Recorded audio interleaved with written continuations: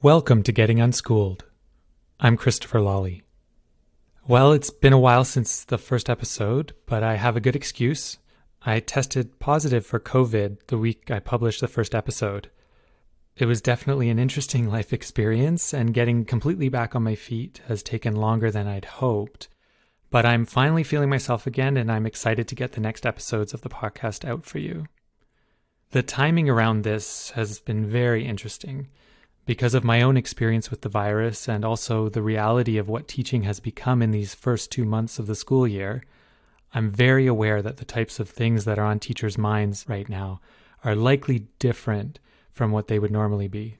At the same time, I'm confident that the universality of what it means to find our way in the face of challenge remains a constant, and that is at the core of the stories in the interviews we've recorded so far. So we will continue to publish the interviews that were recorded pre-COVID with the understanding that they remain relevant even if our context right now is dramatically different. I do plan to explore what teachers' experiences have been like during lockdown and teaching in the pandemic. I look forward to connecting with folks about their recent journeys and the insights that have surfaced as a result. And if you have any stories to share or colleagues you think our listeners should hear from, you can contact us at podcast@staffroomwellness.com. Today, I'm very excited to share my interview with Todd McNamara, recorded in the fall of 2019. I think most of us have been lucky enough to have the experience of having someone on our staff that we can always look to for perspective, passion, heartfelt engagement, and an uplifting word. I have to say that when I first started my career, I think I assumed that these teachers, the ones who, when you go into the staff room, are keeping the conversation healthy while staying genuine and authentic, that these folks hadn't had to deal with the extreme stress or pressure, that somehow they were born with thicker skin or more resilient dispositions. Otherwise, how could they remain so positive under such stressful conditions? Those were the ideas I think that were floating around in my mind. But I remember the first time that Todd shared a bit about his journey and the struggles that he had gone through to come to a place where he refused to sacrifice his well-being or succumb to negativity. I realized through that conversation that in fact what appeared to be an effortless resiliency and even-keeledness was in fact a hard-won state of being that required vigilance to maintain. I think most of us understand that for a team or an organization to be successful, it takes many different forms of leadership. A captain on their own will not be successful in achieving their goals, no matter how talented and inspired they are. A team also requires those who put in the hours building relationships, identifying and addressing areas of need, laying groundwork or cleaning up loose ends, any number of roles that are invisible to most people. In our conversation, Todd and I talked about what experiences led Todd to become such a seemingly natural fit for his role as an advocate for his fellow teachers. This conversation has made me even more appreciative of the great diversity of ways in which we can support each other while still maintaining our own integrity and well-being. I really appreciate Todd for his generosity and humility, and I hope you enjoy our conversation.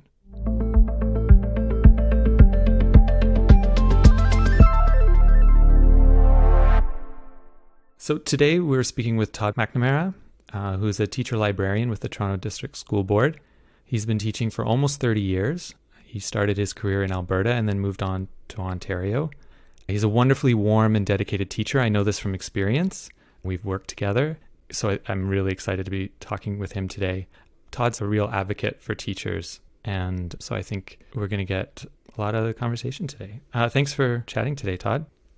I'm happy to be here. Thank you for that warm introduction. For many of us, the beginnings of our careers are an intense time. And it's a steep learning curve, right? Like Teachers College often doesn't prepare us for so many aspects of the job. Right. I agree.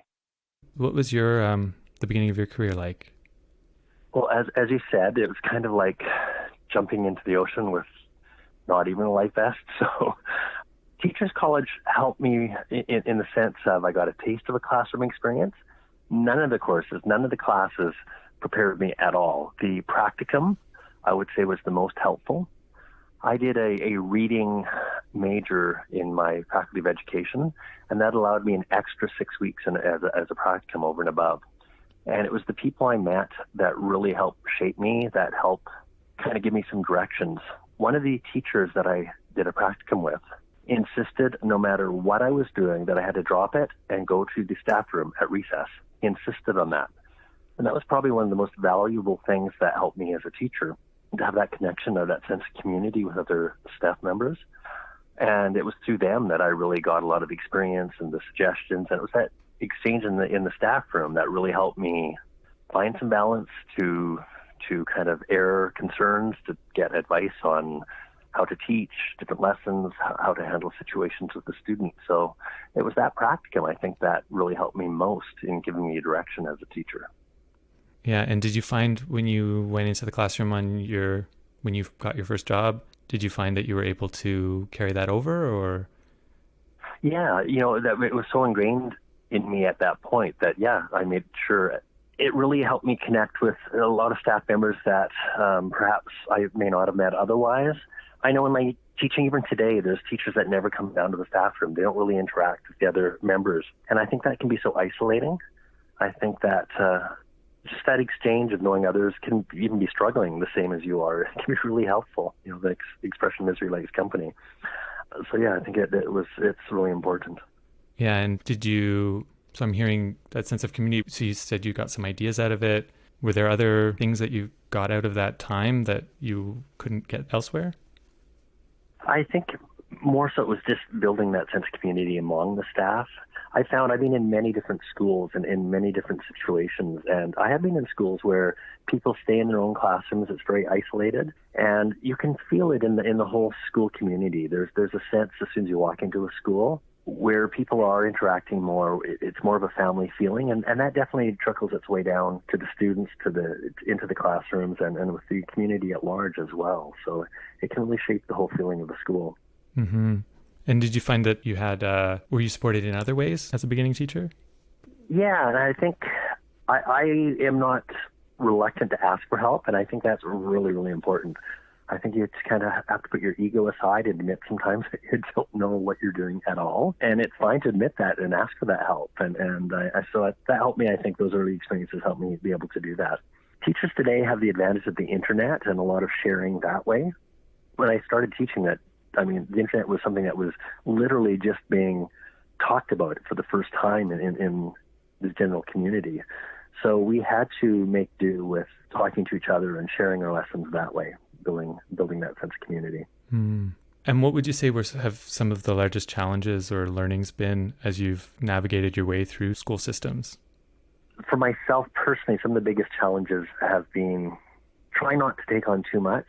I was always trying to prove myself to myself and to others. And so I was trying to be that super teacher. I would sign up for every extracurricular activity and every event and go to every extra thing put on by the school. I was spending all my evenings preparing lessons. I remember sitting, my first year teacher, I remember sitting every evening and cutting out letters for the bulletin board, coloring it. And I loved it. I enjoyed it. But I didn't realize just what a toll it was taking on me in terms of kind of getting out of balance. Work became everything in my life. I was so eager to be the best teacher and to be really proud that I started burning out at a fairly quick pace, actually. So you noticed that it was taking a toll. What helped you realize that it was too much? I'm not sure help is the right word for that. I literally, after, I think it was about year 6 or 7, where I literally burnt out. I was turning to things that weren't necessarily healthy to help me cope. I was using things that would help get rid of stress really quickly, things like alcohol and going out. I was a super teacher during the day, and the pendulum, after work, I was trying to find some escape. I think a little bit of background that might help for some people too is I was a homosexual man teaching in a Catholic system, which created another sense of having to kind of hide a lot of my personality, or not my personality, but hide who I was in a very deep way. And at the same time, it also fueled my need to be that super teacher and to be that great community member, to try and prove that I was really okay. I grew up with a lot of that internalized homophobia through my religion and my culture. Growing up in Alberta was really difficult that way. So it kind of fueled my drive to be that perfect teacher, and it actually helped lead to my burnout, because ultimately deep down I really didn't feel I was worthy, just because of the way I was brought up and the way I was being judged by that aspect of myself. Yeah, and those external views, it's so easy for those things to become internalized. Yes, and at that point in my career is when a Christian college professor had been fired because he'd come out as being gay, and there was a big court battle. So it was something that was very, very prevalent in the news and in the media, which kind of made me feel that much more aware of the need to be hidden. And so I wasn't really accepting myself. And yet, in terms of people looking at me outwardly, I was just this model citizen, this ideal teacher, this perfect person. And the drive to maintain that led me to burnout. As I said, I was joining every committee and every club and doing all the extracurricular things that I could do. Now, over the years, I've definitely learned that to find a balance. I think being involved in extracurricular activities is essential. It's what really builds that relationship with the students and the community. But one really has to find a balance and not take on, if you're getting burnt out, honor that and take time off if you're feeling sick. To make sure you're looking after oneself in terms of health and well-being. Yeah, and I guess what I'm hearing too is to question the driver. What's the reason behind why you're saying yes to something? Right, exactly. Question that motivation. And so can you talk a little bit about that journey then? I mean, if you hit burnout so early in your career, how is it that you came to come back to a place where you have felt more sustainable? For me, it was actually getting a break away from teaching. So the reason I moved to Toronto away from Alberta, I had taken a year's leave and gotten a job in a completely different field. I got a job as a flight attendant, and that's what took me away from Alberta. Although my first flight, I remember standing there as I'm doing the demonstration and doing the demo of the seatbelts. And then, oh, excuse me, sir, you need to sit down. I thought, I'm just in a classroom again. It's just up in the air. So that was kind of a fun experience. It also made me realize, having a break, how much I did miss the teaching and miss that connection with the community. So when I went back, it really was a choice to go back. I also went back into teaching with the public board in Toronto, and they were very gay positive. There was a lot of support, and I could truly, for the first time, be myself and be proud of who I was. And so that was really important too. Once I started with the Toronto board, knowing all that support was there, there was just a lot of relief internally as well. There's also a lot of wonderful organizations within the school board. When you're with a larger board, there's a lot of support, a lot of different social groups you can join, a lot of teachers meeting. Of course, we always do shop talk. It's always talking about school, but it's in a social setting. And so the secret, I think, is not to be alone. It's that connection. Yeah, and I expect you're not the only person who's experienced that sense of alienation and lack of acceptance. And the interesting thing, it brings me back to my student teaching experience, where that cooperating teacher made sure that I was making those connections. And so that, I think, really was instrumental. In the back of my mind, it was always there and very, very helpful, because when you're not I'm going to change a little bit. So I've seen a few other teachers I've worked with in the past who do isolate themselves. I have seen other teachers burn out. And it's, a combination, I think, of working too much and whatever issues they have going on in their home life. That's a big factor always. But I've seen that sense of isolation. They stay in their classrooms. They don't come out. They don't make those connections. And I think that just builds that sense of aloneness. Yeah. And if I can go back to that, your experience of coming to a place where you realized you were not honoring your true self, that you were in some way not being honest with, I don't know if you would say honest with yourself, that process of coming to realize that you're not actually honoring your true self in terms of who you are as a person and as an individual. I'm curious about whether or not that experience of really, I'm guessing, having to fight to really feel like you could be who you were, whether that has empowered any other aspect of you as a teacher. I think I know what you're getting at. You know what? I really felt like I was a fake back then. And I realized even today, I kind of feel like I'm faking it. And when I talk to other teachers, especially, and not just other teachers, when I talk to other people, I think a lot of people feel like whatever they're doing well, they feel like they're faking it. Like someone's going to find out I'm really not this good. I think that's something we all share. it's something I can kind of accept and laugh at now, because I realize with all the people I've talked to that, I think that's a common feeling. So I think we feel that no matter what the circumstances. I'm definitely coming from a place where I really was a fake. I mean, I was actively hiding and acting differently because I had to for survival. But now, like I said, I can kind of laugh at it now. I still, this is my 29th year of teaching, and I still feel like I really don't know what I'm doing. And I think that's kind of natural. I laugh at it now because obviously I'm doing a decent job. I wouldn't be where I am today. I have still get a lot of feedback from people that are happy with the work I'm doing, but I still feel like I'm faking it. Yeah, it's something that's like, it's one of the attractive things about the career, right? It's something you're never going to get bored because there's always going to be growth. Yeah, and that's what I love about teaching is if I am feeling stagnant or stale in an area, I can change a grade, I can change a school. I've been through different grades, of course, being the teacher-librarian now and being the special ed, the MART in our school. It's a new challenge for me. So I'm always able to grow and develop, and everything I've done in the past just helps me be better at what I'm doing presently. Those experiences, what I've learned. Yeah. I experience you as, like I said in the opening, an advocate for teachers.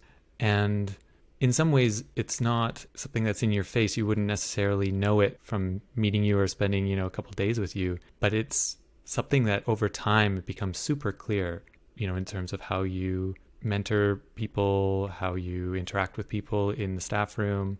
And I'm also particularly interested with your relationship with administration, because I was impressed by how you navigated those relationships, how you very much stood up for what staff's needs were, and at the same time were able to diplomatically negotiate that time. How did you get to that point? I think part of that is my personality, where I like to avoid conflict. Now, some people think that means running away. I will face an issue head on. That's part of my personality. But I also don't want to do it in a way that's in a way of conflict. So I'm a big believer that through communication and open and honest communication, you can almost always solve a problem that way. For me, it's not about ego. I've always been raised kind of in a lifetime of service. So that was part of, I guess, my upbringing as being Catholic and helping out with the community center and the church.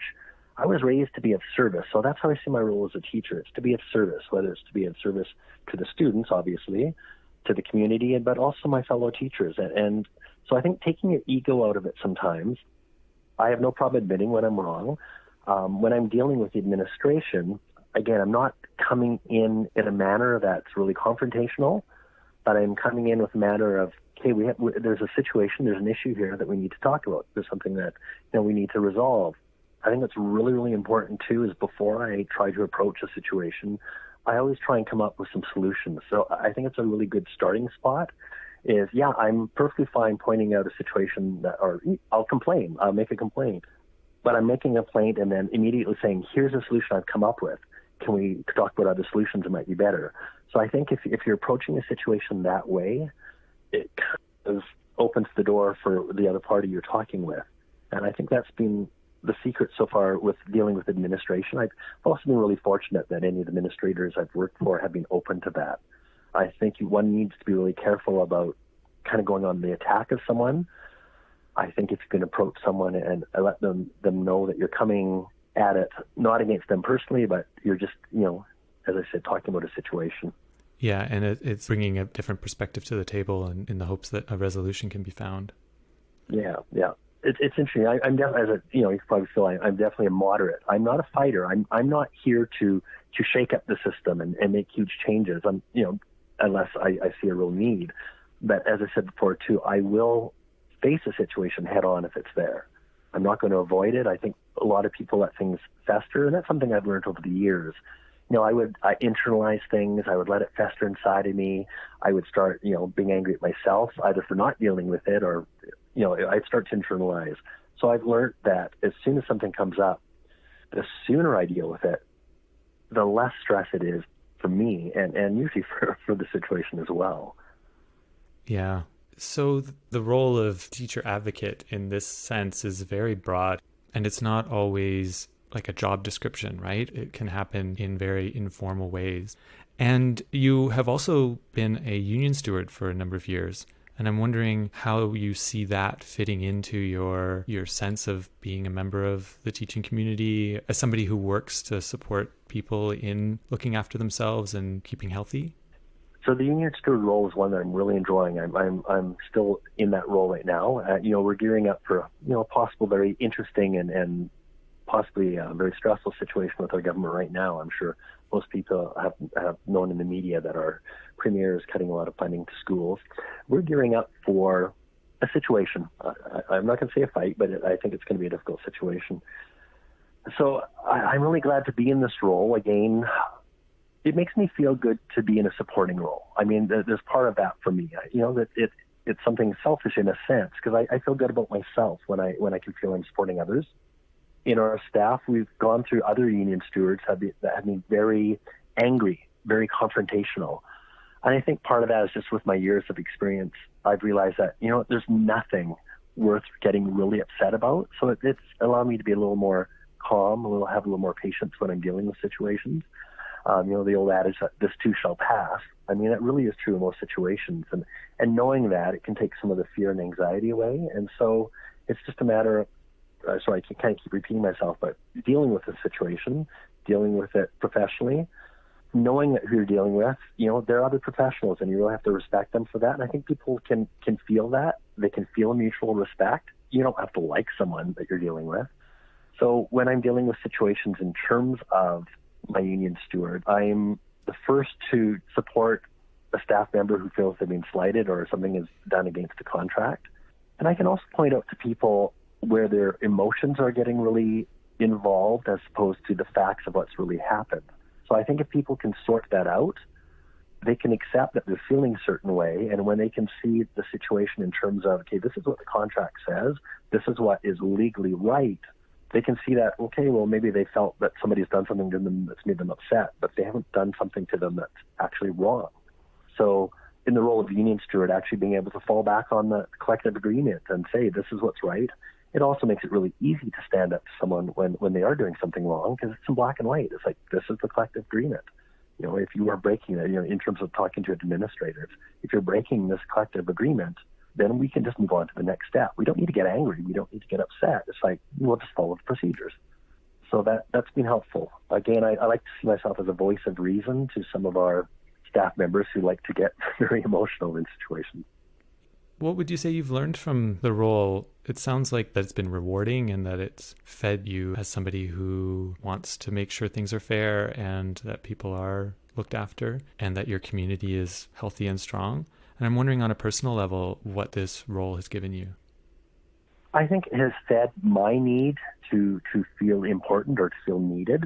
I have a lot of staff members and administration from the other end coming to me. I basically the role is that of an ambassador. That's how I see it.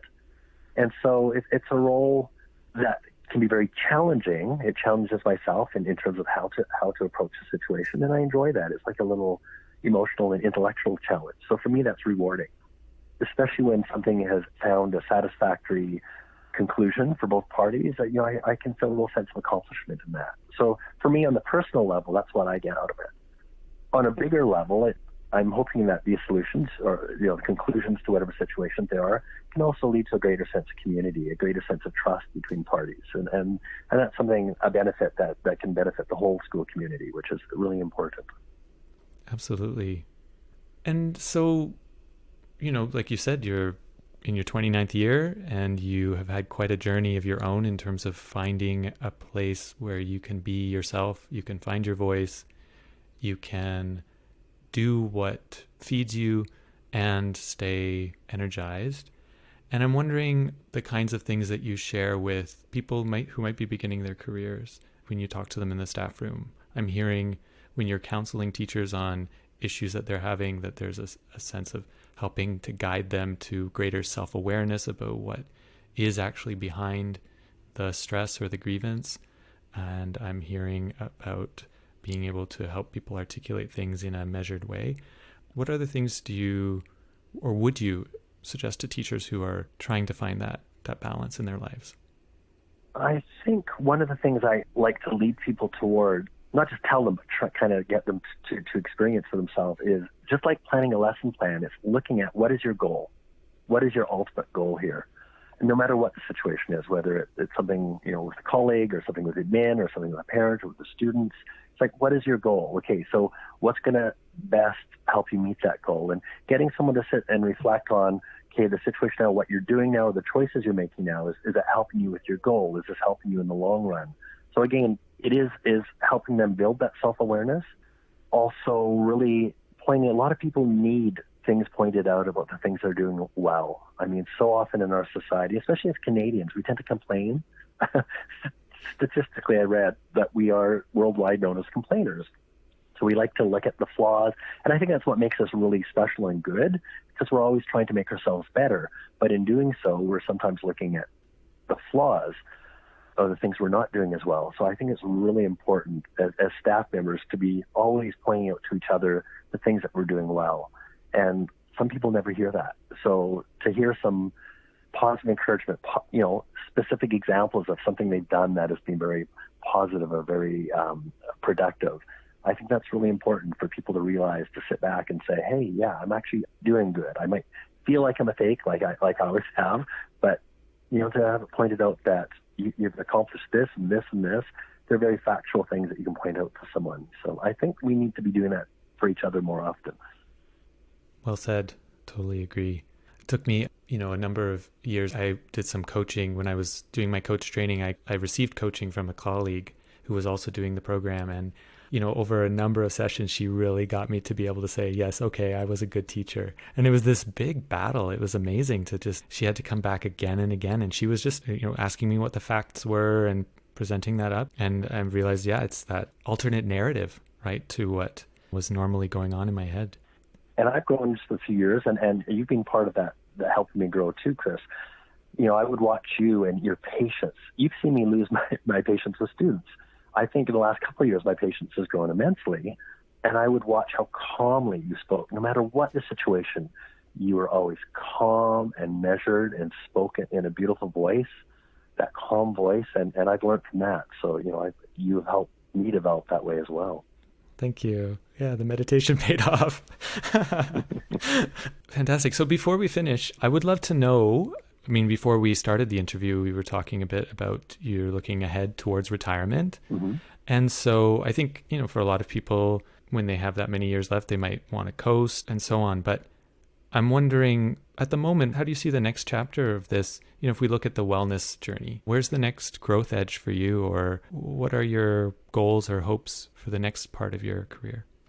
Interesting, as you said, knowing that I'm close to retirement now has kind of taken some of the stress off teaching. So right now, my goal right now is just really refining who I am as a teacher and a person.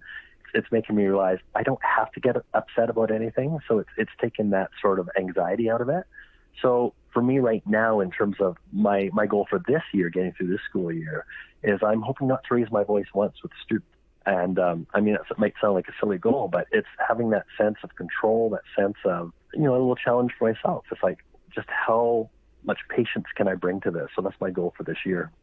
In terms of a longer time, depending on where I'm living geographically, if I'm still here in Toronto, I look forward to teaching for many, many more years, knowing I can retire, knowing that continuing teaching is a choice. It is a great job. It's such a rewarding job. It has a lot of benefits. It's something I love to do. So I don't know where I see myself, honestly. If we move out of Toronto and I would have to leave the school board because of physically moving, then I see myself going back to school. I love learning, whether I'm learning as a teacher or learning as a student.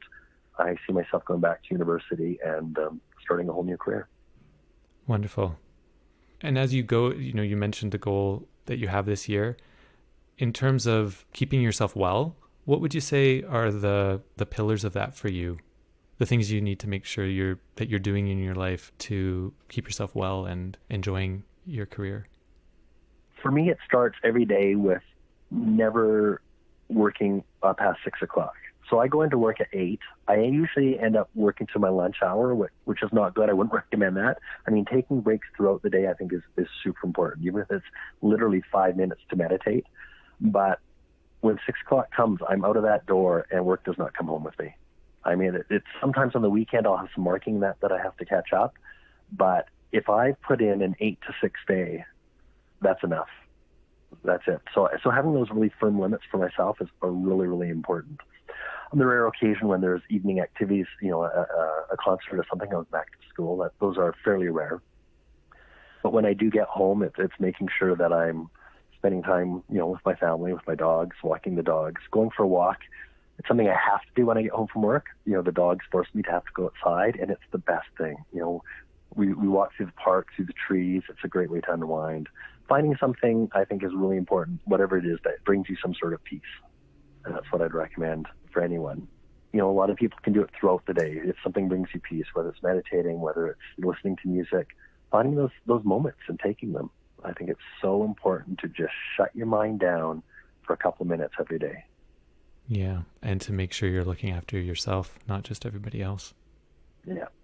I mean, I also make sure I'm eating well. I mean, I will not skip a meal. That's the one thing I will not do. I will not skip a meal because it's not pleasant for anyone. I get really hangry. So one of my limits is taking a break. No matter how busy I am, I'm going to take a break. I'm going to eat something. Great. Well, thanks so much, Todd. I really appreciate you making the time in this first week of school to chat, and I wish you a wonderful rest of your year. Thanks so much. Thank you, Chris, and good luck with your year too.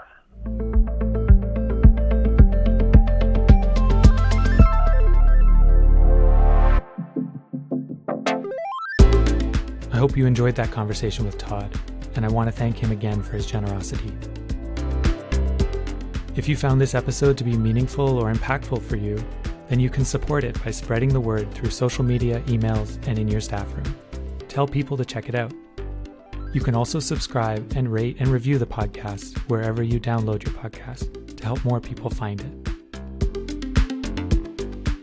You can also support this project on Patreon. Becoming a micro-patron will help us expand our capacities to tell more of these stories. Getting Unschooled's associate producer is Alexandra Tabler. Our wonderful theme music is by Gabriel Fortuna. I look forward to speaking to you next episode when we chat with educator Kalinda Klein, the curriculum lead for First Nation, Inuit, and Métis education with the Upper Grand School District in Guelph, Ontario, about her journey of finding her voice and affecting change in the school system.